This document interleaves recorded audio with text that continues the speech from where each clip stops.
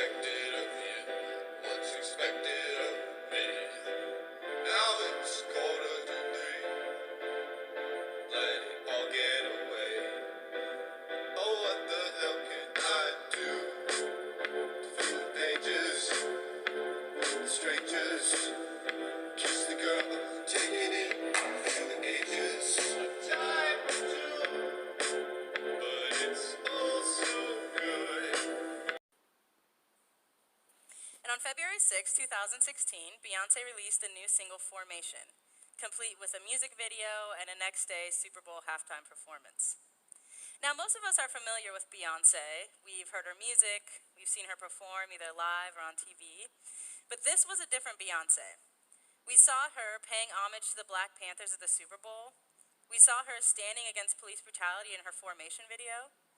And this is one of the first times where we didn't see Beyoncé singing something like Bootylicious or Single Ladies, and a lot of people didn't like it. The critics came pouring in, and I realized something. America's reaction to Beyoncé highlighted a much more subtle, more nuanced issue we have in our country. See, we like Beyoncé when she's singing Bootylicious or Single Ladies because she's sassy, she's sexual, and she is a stereotype of what we want Black women to be. But when she shows a less monolithic character of herself, and ultimately of Black women, we didn't like that as much.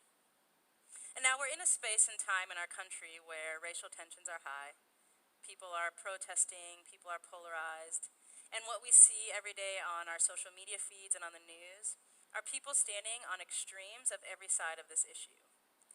But I want to argue that a lot of America's problem with race comes from a smaller, more invisible form. Sometimes, I think when we talk about race, a lot of us can think about slavery or former civil rights leaders like Martin Luther King Jr. or Rosa Parks, and it feels like a reality of the distant past that has little to do with how we live our everyday lives today. And I want to disagree, and here's why. So Terrence Roberts, he's one of the Little Rock Nine. They were the first 9 students to integrate the Little Rock school system. Well, he talks about a principle that social psychologist Malcolm Gladwell highlights in his book Outliers, except he frames around race. In the book Outliers, Gladwell talks about something called the 10,000 hour rule. And the 10,000 hour rule is this: if you spend 10,000 hours intentionally practicing something, you become an expert on that thing. But here's the catch. Once you become an expert in something, about 70% of that action gets relegated to your subconscious. You've put in the hours, you've done it enough, and it becomes sort of automatic.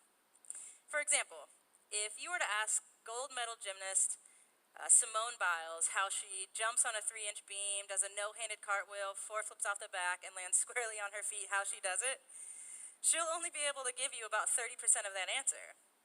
Why? She's put in her 10,000 hours, she's become an expert, and when she gets on the beam, her body knows what to do. It becomes automatic. Okay, so what does any of this have to do with race? Well, I want to give you some dates. The first is 1619. 1619. This represents the year that the first Africans were brought to the U.S. as slaves. The second date is 1954. 1954 is the year of Brown versus Board of Education. This is the case that was meant to desegregate our country. Now, for the sake of this example, let's assume that in 1954, our country integrated and everything was great. We know that that's not the truth, but just track with me. So 1619 to 1954. This represents a span of 335 years.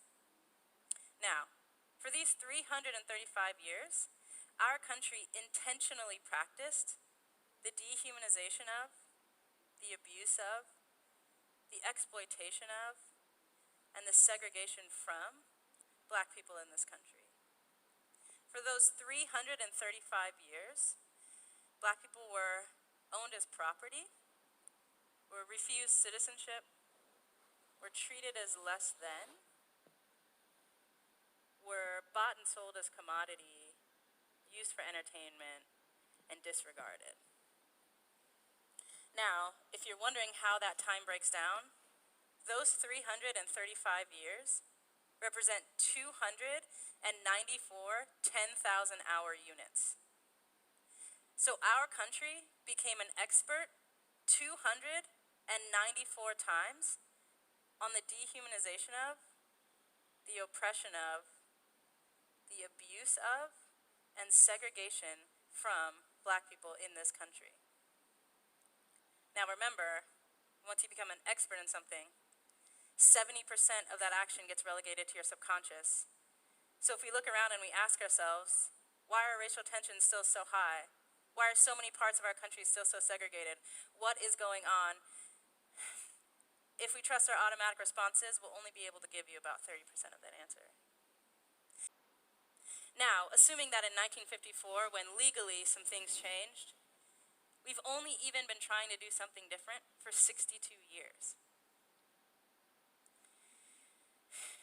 Okay, so back to Beyonce. What does any of this have to do with Beyonce? Well, Beyonce is a black woman in America. A country that has become an expert on expecting certain things from people who look like Beyonce. They have been our entertainers. They have been our commodities. They've been our sassy friends, our eye rollers, our comedic relief. And we don't even realize how deeply comfortable we are with the roles that we have created for one another until someone like Beyonce shows us another side and we don't like it. Our automatic responses tell us, no, she should be singing Bootylicious or Single Ladies. We like that Beyonce. That's the role she should fill. So you may be asking yourself, so then what do we do? How can we move beyond this? Well, renowned poet and author Maya Angelou has a beautiful quote that says this: first, recognize that I'm a black woman, and then forget that I'm a black woman. We will not be able to move past race in this country until we are willing to acknowledge what race has meant and continues to mean for how we interact with one another, what we expect from one another, how we see one another. Please do not fall into the lie that we shouldn't see color. Instead, face head on the fact that this country's expertise in segregation, oppression, and racism has created subconscious realities of what we want each other to do, where we think we should be, how we think we should talk, live, where we should go. And the only way to move past that is to move through it. We can no longer rely on our automatic responses to tell us how to treat one another. Instead, we need to start intentionally practicing something else and understand that we are working against a 335-year-long deficit. So if we're going to move past it, it's going to have to be intentional. We have to start becoming experts in something different. So to put this all in Beyonce terms, you can no longer have our Bootylicious if you're not willing to understand our formation. Thank you.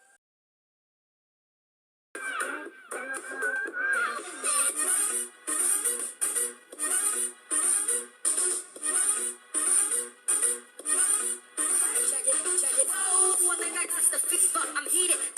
Pumping up the meter. Roll me a ringleader, bad party bleeder. Make it what a song. Lead after leader.